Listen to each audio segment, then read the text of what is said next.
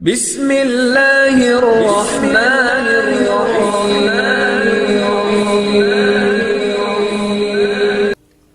السلام علیکم ویورز، میں ہوں آپ کا ارشد اقبال وارثی اور آپ دیکھ رہے ہیں ہمارا ٹیوب چینل۔ ویورز، انسانی ذہن میں لا تعداد خیالات آتے ہیں، لاکھوں کروڑوں خیالات انسانی ذہن میں پیدا ہوتے ہیں، سوالات پیدا ہوتے ہیں۔ ہم مسلمان ہیں اور الحمدللہ ہمارا اس بات پر ایمان ہے کہ ہر کلمہ گو جس کا ایمان پر خاتمہ ہوگا وہ جنت میں ضرور جائے گا۔ لیکن بعض اوقات ہمارے ساتھ ایسا ہوتا ہے کہ ہم شکوک و شبہات میں پڑ جاتے ہیں۔ کبھی اس کے پیچھے شیطان کی وساوس ہوتے ہیں، اس کے خیالات ہوتے ہیں، وہ ہمارے دل میں شکوک پیدا کرتا ہے۔ اور بعض اوقات جب ہماری نگاہ اپنے گناہوں پہ پڑتی ہے تب بھی ہم سوچنے پہ مجبور ہو جاتے ہیں کہ کیا ان اعمال کے ساتھ ہم جنت میں جا پائیں گے؟ لیکن ان سوالوں کے ہمیں شافی جواب نہیں ملتے۔ اگر یہی سوال ہم سے بچے پوچھیں کہ کیا میں جنت میں جاؤں گا، اب دو صورتیں ہوتی ہیں، یا تو انہیں جھڑک دیتے ہیں یا ہم کہتے ہیں کہ ہمیں اس کا علم نہیں ہے۔ اور بعض اوقات والدین بچوں کو دل رکھنے کے لیے یوں کہہ دیتے ہیں کہ انشاءاللہ ضرور جائیں گے، ہم کلمہ گو ہیں، نبی کریم علیہ الصلوۃ والسلام کے ماننے والے ہیں، ان کے امتی ہیں، تو ہم ضرور جنت میں جائیں گے۔ تو کیا ہم کسی طریقے سے معلوم کر سکتے ہیں؟ کبھی کبھی دل میں یہ بھی خیال آتا ہے نا، کاش کوئی ایسا میٹر ہوتا، کوئی ایسا پیمانہ ہوتا جس کے ذریعے ہم اپنے اعمال کو دیکھتے رہتے، ان کو جج کرتے، ہم جان لیتے کہ ابھی اس وقت ہم خسارے میں جا رہے ہیں یا پروفٹ میں جا رہے ہیں، ہم جنت کی طرف جا رہے ہیں یا جہنم کی طرف جا رہے ہیں۔ تو یہ خیالات دل میں پیدا ہوتے ہیں، لیکن ان کے جوابات اکثر لوگوں کو معلوم نہیں ہوتے۔ آج انشاءاللہ عز و جل اس ویڈیو کی وساطت سے میں آپ کو ایک ایسا فارمولہ بتانے جا رہا ہوں جس کے ذریعے سے آپ معلوم کر سکتے ہیں کہ کیا میں جنتی ہوں یا نہیں۔ ہر شخص معلوم کر سکتا ہے، ہر وہ شخص جو کلمہ گو ہے، جو حضور سید دو عالم علیہ الصلوۃ والسلام سے محبت کرنے والا آپ کا امتی ہے، وہ معلوم کر سکتا ہے کہ کیا میں جنتی ہوں یا نہیں ہوں۔ اب یہ فارمولہ بتانے سے پہلے میں مناسب سمجھتا ہوں میں آپ کو ایک چھوٹا سا اور ایک خوبصورت سا واقعہ سناؤں،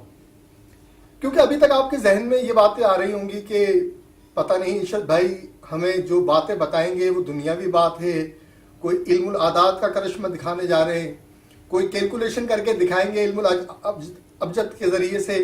یا پتہ نہیں کیا کرنے والے ہیں۔ تو جب میں واقعہ سنا دوں گا اس کے بعد آپ کے تمام شکوک، تمام شبہات ختم ہو جائیں گے، اور میں انشاءاللہ ایسی دلیل دوں گا کہ اس دلیل کو دنیا کا کوئی مسلمان بھی رد نہیں کر سکتا، کوئی بھی یہ نہیں کہے گا۔ ہاں، اگر کسی کے دل میں تعصب ہو اور صرف وہ تعصب کی حد تک دلیل کو رد کر دے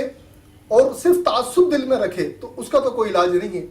بہت سے لوگ یوٹیوب پر مجھ سے محبت کرتے ہیں اور اس کا اظہار میں نے گزشتہ چند مہینوں میں دیکھا ہے۔ آپ کی محبت کے لیے میں آپ کا شکر گزار بھی ہوں،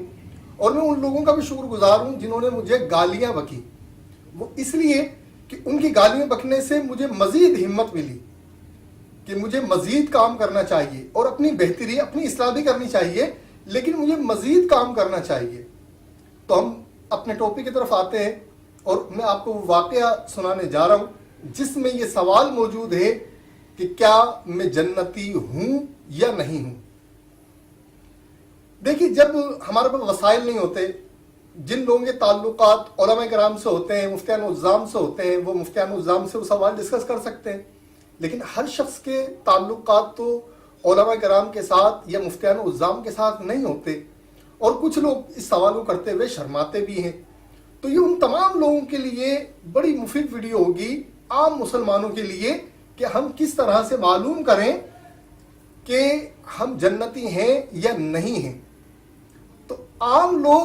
تو اپنے خیال اپنے دل میں دبا کے رکھ لیتے ہیں، لیکن اگر یہی خیال کسی بادشاہ کے دل میں آ جائے، کسی صدر کے دل میں آ جائے، تو وہ کیا کچھ کوشش نہیں کرے گا اس سوال کو جاننے کے لیے۔ ایسا ہی ایک واقعہ کم و بیش 1250 سال پہلے پیش آیا جب یہ سوال عباسی خلیفہ ہارون رشید کے دل میں پیدا ہوا۔ ہارون رشید کے دور کو علم و فضل کا دور کہا جاتا ہے، اگرچہ اس کے بارے میں بہت سے لوگوں کی رائے یہ بھی ہے کہ اس نے سیدنا علی کرم اللہ وجہ الکریم کی اولاد یعنی علویوں پر تشدد بھی کیا اور کچھ ایسے معاملات بھی کیے جو ناپسندیدہ تھے۔ لیکن اگر یہ بات کی جائے کہ علم کی ترویج کے لیے کسی شخص نے اگر بہت زیادہ کام کیا احادیث کی تدوین کے لیے، ان کی اشاعت کے لیے، تو بلا شبہ ہارون رشید ہی ہے۔ تو ویورز، ایک دن ہارون رشید کے دل میں خیال پیدا ہوا کہ مجھے کچھ لوگ تو بہت مہربان سمجھتے ہیں، جبکہ بہت سے لوگ مجھے ظالم بھی سمجھتے ہیں، سخت گیر بھی سمجھتے ہیں۔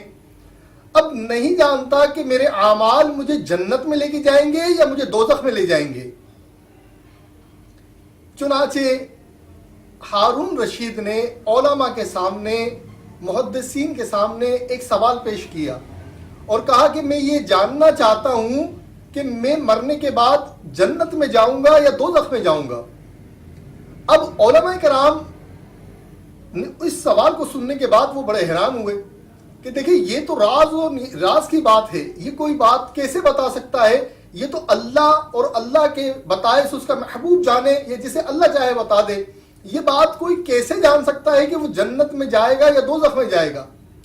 لہذا تمام علماء جو دربار میں موجود تھے وہ اس سوال کا جواب دینے سے عاجز رہے۔ تبھی کسی نے مشورہ دیا کہ حضرت سیدنا ادریس شافعی رضی اللہ تعالی عنہ کو بلایا جائے اور ان سے بھی مشورہ طلب کیا جائے، ان کے سامنے بھی یہ سوال رکھا جائے۔ چنانچہ سیدنا امام شافعی رحمۃ اللہ تعالی علیہ کو بلایا گیا کہ بادشاہ ایک معاملے کے اندر آپ سے مشورہ کرنا چاہتا ہے اور وہ پریشان حال ہے، تو آپ اسے جواب دیجیے۔ جب سیدنا امام شافعی رحمۃ اللہ تعالی علیہ ہارون رشید کے دربار میں پہنچے اور ہارون رشید کا یہ سوال آپ نے سنا تو آپ نے ارشاد فرمایا کہ ہاں میں اس سوال کا جواب دے سکتا ہوں، لیکن میری شرط ہے، اور وہ شرط یہ ہے کہ جب بھی کوئی سوال کرتا ہے تو وہ سائل بن کے کھڑا ہوتا ہے، ادب سے آتا ہے اور اپنا مسئلہ پوچھتا ہے، جبکہ دربار میں یہ حال ہے کہ بادشاہ تخت پہ کھڑا ہے اور جس عالم سے سوال کر رہا ہے وہ اس کے سامنے کھڑا ہے۔ لہذا نشست کو بدلا جائے اور میں اس سوال کا جواب تخت پر بیٹھ کر دوں گا، جبکہ بادشاہ کو سائل بن کے کھڑا ہونا ہوگا۔ یہاں پر ایسی کوئی بات نہیں تھی کہ سیدنا امام شافعی رحمۃ اللہ تعالی علیہ اس تخت پہ بیٹھنا چاہتے تھے، بلکہ یہاں پر آپ علماء کا ادب اور ان کا مقام واضح کرنا چاہتے تھے کہ جو انبیاء کرام علیہ الصلوۃ والسلام کی میراث کے حقدار ہیں، ان کا مقام یہ ہے کہ ان کی بارگاہ میں بادشاہ بھی ادب سے پیش ہو۔ ہارون رشید اپنے سوال کو لے کر بہت پریشان تھا اور اسے ایسا لگنے لگا تھا کہ شاید دنیا میں کوئی شخص اس کے سوال کا جواب نہیں دے سکتا۔ لیکن جب امام شافعی رحمۃ اللہ تعالی علیہ نے یہ کہا کہ اس سوال کا جواب میں دے سکتا ہوں، تو بلا چون و چرا کیے ہارون رشید چونکہ علماء کا ادب بھی کرتا تھا، وہ تخت سے اتر آیا اور امام شافعی رحمۃ اللہ تعالی علیہ تخت پہ براجمان ہو گئے۔ اس کے بعد امام شافعی رحمۃ اللہ تعالی علیہ نے ارشاد فرمایا، ہارون رشید اپنا مسئلہ بیان کرو۔ اب ہارون رشید نے وہی سوال بڑے ادب سے عرض کیا کہ حضور میں صرف اتنا جاننا چاہتا ہوں کہ میرا مرنے کے بعد مقام کیا ہوگا، آیا میں جہنم میں جاؤں گا یا جنت میں جاؤں گا؟ اور شاید اس کے پیچھے ایک پس منظر کے اندر وہ واقعہ بھی تھا جب زبیدہ خاتون کو حضرت سیدنا بہلول دانا رضی اللہ تعالیٰ عنہ نے جنت کی بشارت دے دی تھی، ایک گھروندا بنا کر کہا تھا کہ یہ جنت کا محل ہے جو میں نے تجھے دیا۔ تو وہ ایک الگ دیگر واقعہ ہے۔ بہرحال جب ہارون رشید نے امام شافعی رحمۃ اللہ تعالیٰ علیہ کی بارگاہ میں اپنا سوال پیش کیا تو آپ نے فرمایا اس کا جواب میں تمہیں دیتا ہوں، لیکن اس سے پہلے میں ایک سوال کروں گا، اس سوال کا تم اگر جواب دو گے تو معلوم ہو جائے گا تم جنتی ہو یا نہیں ہو۔ ہارون رشید نے عرض کی، حضور آپ مجھ سے سوال کیجئے۔ حضرت سیدنا امام شافعی رحمۃ اللہ تعالی علیہ نے ارشاد فرمایا، ہارون رشید تمہاری زندگی میں کبھی کوئی ایسا موقع آیا کہ تم گناہ کرنے جا رہے ہو لیکن پھر تمہارے دل میں اللہ کا خوف پیدا ہوا ہو، تمہیں ڈر لگا ہو کہ میرا رب عز و جل مجھ سے ناراض ہو جائے گا، اس کی بارگاہ میں جب میں کس طرح سے حاضر ہوں گا، جب میں کل اس کی بارگاہ میں حاضر ہوں گا یوم محشر میں اپنے اس گناہ کا کس طرح سے جواز پیش کروں گا، یہ خوف تمہارے دل میں آیا ہو اور تم نے وہ گناہ چھوڑ دیا، کیا کوئی ایسا ایک واقعہ تمہیں یاد ہے؟ چنانچہ ہارون رشید نے چند لمحے سوچا اور سوچنے کے بعد کہا کہ امام صاحب ایک مرتبہ نہیں، ایسا میری زندگی میں کئی مرتبہ ہوا کہ میرے نفس نے مجھے گناہ کی طرف ترغیب دی، راغب کرنے کی کوشش کی اور میں مائل ہوا ہی چاہتا تھا کہ مجھے اللہ کے خوف نے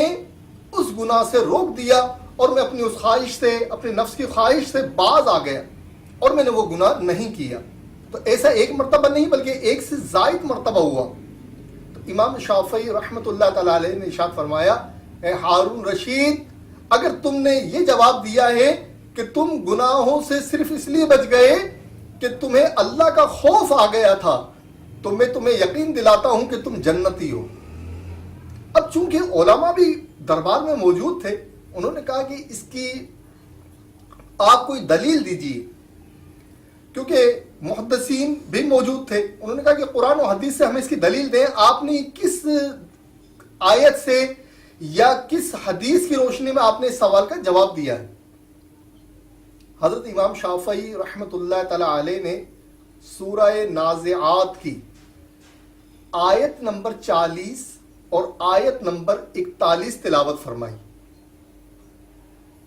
جس کا مفہوم یہ ہے، اور جو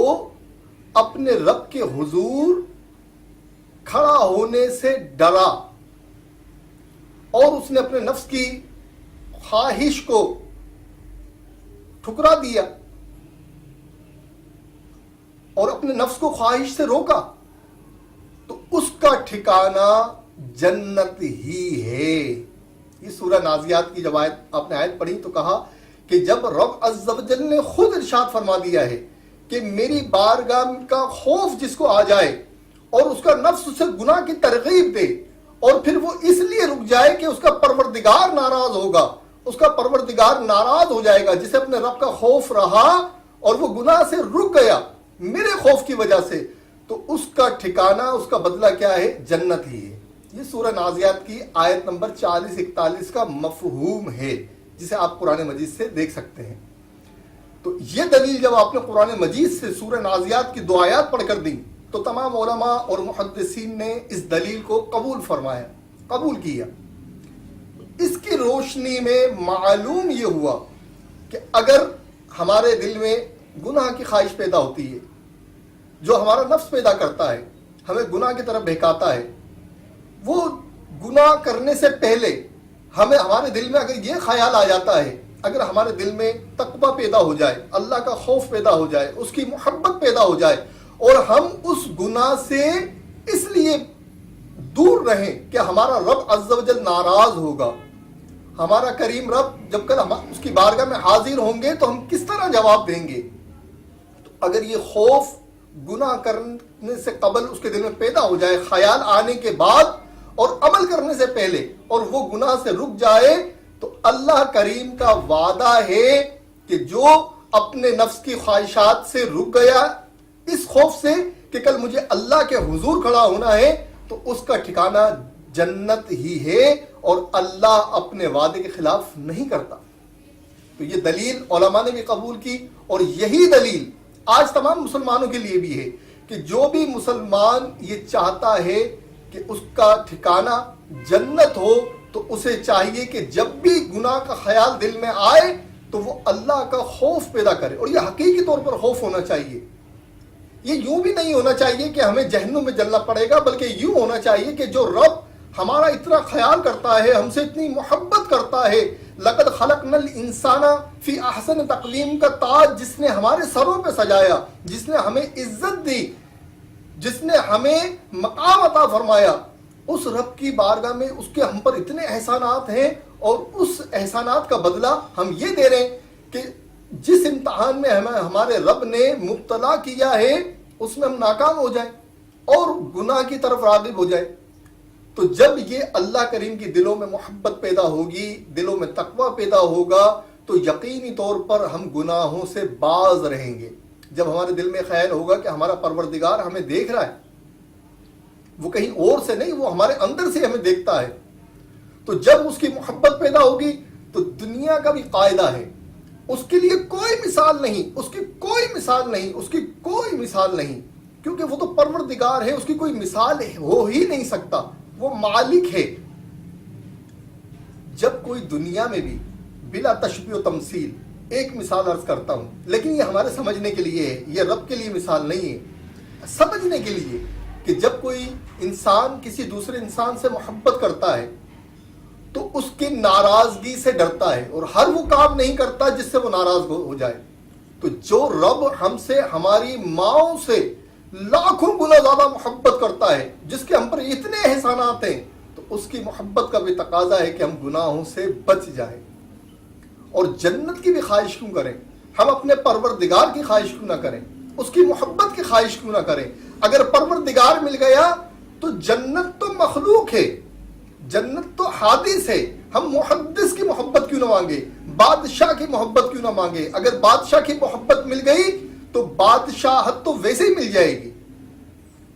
जिसे बादशाह मिल जाए तो उसकी जितनी बादशाही होती है उसमें उसको तसर्रुफ करने की इजाजत मिल जाती है। जिसे बादशाह मिल जाए तो हम जो भी काम करें उसमें एक लम्हे के लिए, अगर वो चंद लम्हों के लिए हमें वो काम, गुनाह का काम तस्कीन देता है, लुत्फ देता है, लेकिन अगर हम उस लम्हे ये सोच ले कि मेरा महबूब रब अज़्ज़ व जल जिसने मुझ पर इतने एहसान किए हैं वो मेरे मुतल्लिक क्या मामला फरमाएगा, जब मैं गुनाह कर लूंगा वो कहीं मुझसे नाराज तो नहीं हो जाएगा। तो ये खौफ और ये मोहब्बत हमें गुनाहों से बचा लेगी।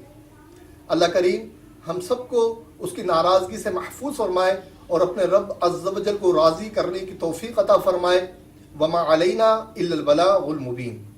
वीवर्स, अगर आपने अब तक हमारा ट्यूब चैनल को सब्सक्राइब नहीं किया तो सब्सक्राइब कर लीजिए और बेल आइकन पे भी क्लिक कर दीजिए।